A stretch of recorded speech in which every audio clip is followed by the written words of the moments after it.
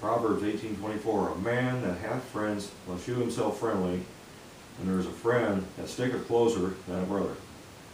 Yeah, I thought that was a good way to open up the men's group. Yeah. Okay, and you know, show himself friendly, and we're all friends, we're brothers.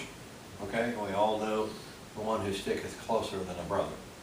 Okay, and as we dig into the information today, as we go through the rest of this story in the beginning of Pastor Dizdar's book, The Black Awakening, we remember the one who sticks closer than a brother. Okay, and to anybody watching this video, you need to understand who you are in Christ Jesus and the power and authority He's given us over the kingdom of darkness in His name and by His blood, His sacrifice on the cross. So, and that's what we're going to be digging into, studying this book. Anybody watching the video, we've gone through half of the beginning story of the Black Awakening. We're going to be going through the rest of it today because it provides context for the information provided in this book that Pastor Dizdar so diligently worked to put together. So let's just dig into it, okay guys? Does anybody want to jump in and start reading the story, or do you want me to continue? No, go ahead. Okay. Let's see here. Okay. I got to get to the part where we let off here. There we go. All righty. Where we left off was, let's see here, just a second. Okay. Let's see here. Oh, okay. Where we left off is in the story here was talking about nations were blaming each other. All were on alert. Warplanes were in the skies. Red phones were buzzing. Calls for calm and caution were given by many. It seemed like no one was in control. No one had a handle on it. Governments were putting on a face of control, but they couldn't even control what was happening from within. Sabotage and deadly betrayal were daily realities. Nations shook as leaders died mysterious deaths. Many thought the end of the world had come. The end of something had. The truth is, the Black Awakening was not the end. For them it was the beginning of their public agenda. Their final solution, times 1,000. I stood opposed to it all. I also stood energized by the truth, knowing that another ancient one, the Ancient of Days, would soon take his place. As these days passed, only those prepared could stay inside. Their food and water supplies were stocked. Praying, waiting, and watching were the actions of the wise. The Bible became important to many now. People searched for that old copy in the house. Go to the book of Daniel, someone said. Others said, let's study 2 Thessalonians 2. While others wanted to read the book of Revelation. The prophecies of a great rebellion, a great catastrophic chaos, prophecies of a great tribulation. A great catastrophic chaos had been tragically overlooked. Most books on prophecy and the study guides were totally lacking in this regard, but it was there all along. God gave us many warnings. He did it to save as many as possible. He warned us to prepare his people to be ready. Even in this crisis, the light of God's grace was piercing, penetrating, and unstoppable. There were even stories of whole households turning to God. Now it seemed that millions wanted the one they denied by their past choices. I once again sang Amazing Grace as I realized that God is not willing for anyone to perish. Someone in the room raised their voice and said Jesus spoke more on deception in the scriptures than on the rapture. I agreed with them. As some were discussing the Bible, I listened and kept watching. Someone grabbed me and took me to a security monitor for the property. It looked like a little woman hiding by a tree. She ran to the front of the house and hit the door. I opened the big thick door and saw a woman shaking as if she were cold. I asked what her name was. And someone behind me asked, who is she? As I leaned back to hear what they said, in a flash, a familiar voice in me said, she's here to kill you. As I turned back to the frail lady, a knife went past my face and stuck in the door. Before I could move again, a shot was fired. She fell. A soldier came and said, I couldn't let her do it, Pastor, I just couldn't. I looked at her and him again and again. She was one of them, a chosen one. We had tried to help her in the past, but she never turned to the one who would love and free her. No one trusted her. They all discerned she had a seductive plot. I refused to work with her. She had such hatred. I thought I might see her again. I wish she would have turned to the light of heaven, to Christ. The soldier took her body away and said, God will protect you. Close your door now, brother. His smile had the presence of the King of Heaven in it. Many of us slept for a few hours. We had real rest. The 5th day. In the morning, food was prepared. More friends arrived. I smiled for the first time in days when the thought of the God of heaven, my friend, came to my mind. He went to the cross and gave his life. On that old wooden cross, he blasted to pieces death and the reign of evil.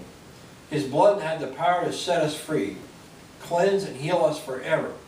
Indestructible immortality was in his words, and love was expressed at the cross. I reflected on what his power wielded. The Lamb would once again run circles around the ancient dragon. I watched and I worshipped. The presence of his kingdom filled me. Only his kingdom had a king who lived and died for me and for the freedom of mankind. There was no one like him. The empty trinkets of the modern spirituality movements were clearly not saving anyone. The counterfeit stuff only pushed its adherents closer to the lie that was to come. Many would not feel the unalterable betrayal until it was too late. I wasn't watching for the evil anymore. I was watching for the working of a sovereign who really called the final play. But it wasn't over yet, not by a long shot. At my house, some slept. Most were trying to bide their time.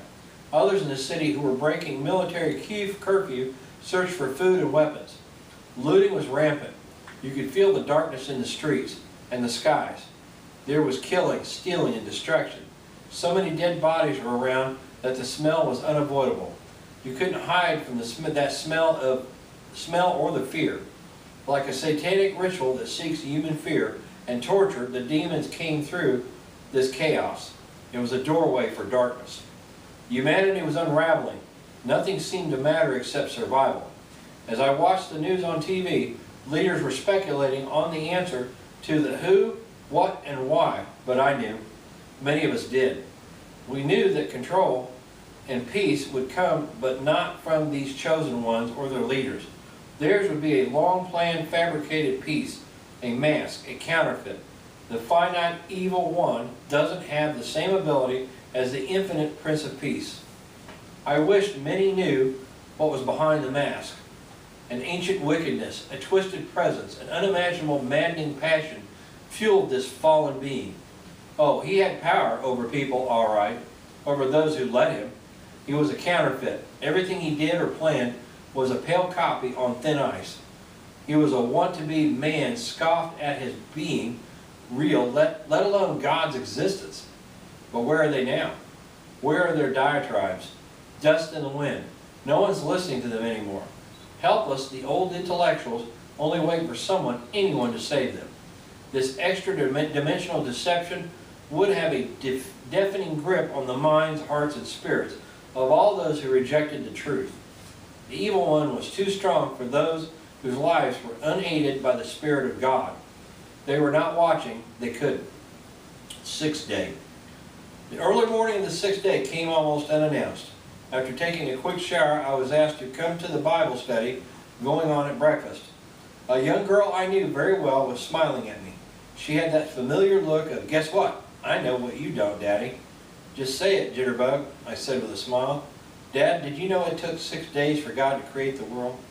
Yes, I said, and it was all good. Can I finish? She said with shoulders slumped.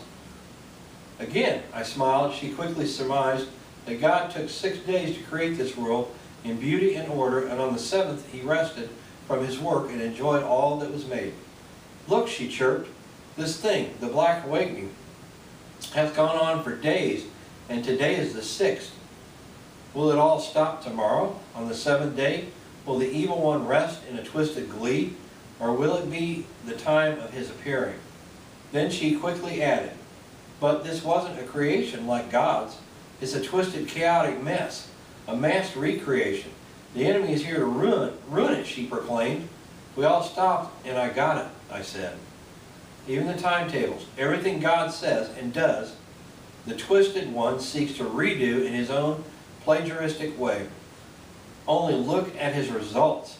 Everything he touches dies and turns ugly. Will the next day bring the rest everyone asked for?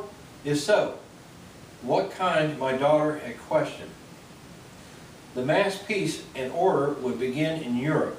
We knew that the United Nations, or whatever they now called themselves, would convene and be giving the orders. They were stable, or so it seemed. The crazy, glassy, black-eyed individuals being dealt with. It seemed they were able to stop the chosen ones. The crazies were disappearing according to the media. What they did tell us was the fact that most of the glassy-eyed ones were blowing their own brains out. They all seemed to do it all at the same time. It was weird, like it was planned. The reports came in from everywhere. People said they heard that same weird sound again, what seemed like a sound. They heard the sound over the airways as they did when all this first began. I remember that the weird sound was the same on TV, the radio, and the web. You had to listen very closely. The inner sleepers heard it crystal clear. The sound was like a low pulse thumping and thumping again and again. But it wasn't just the sound. It was the dark powers that piggybacked the hum. Some said it was like many bursts of the same sound, electric, magnetic, microwave. No one knew for sure. It only affected those crazed ones. The first time it occurred 6 days ago, that which was asleep in them woke up with a fierce appetite, an appetite for blood and death. Their minds and hearts were fixed. They had to do the job they were tempered for. Now they had to do another job. Most of the sub-personalities didn't know this one. It was an energized, programmed part of them. Suicide meant nothing to them. They just did it and dropped. For the sinister leaders, it meant these satanic assassins were silenced and out of the way. To the man behind the curtain, the plan was working. The super army was sadly expendable. No medals, no funerals, only silence. How sad for them. We still watched. We were ready with a plan of our own. As peace and order rose in the European nations, they called on the rest of the world to listen to them. Actually, they were demanding it. For the sake of the world, they said, they offered help. They said they gained access to a few of the U.S. military bases. One in Montana was taken over by these chosen ones. They had been there as sleepers for some time. This new UN offered a massed hope for all. Overnight, they seemed to emerge strong.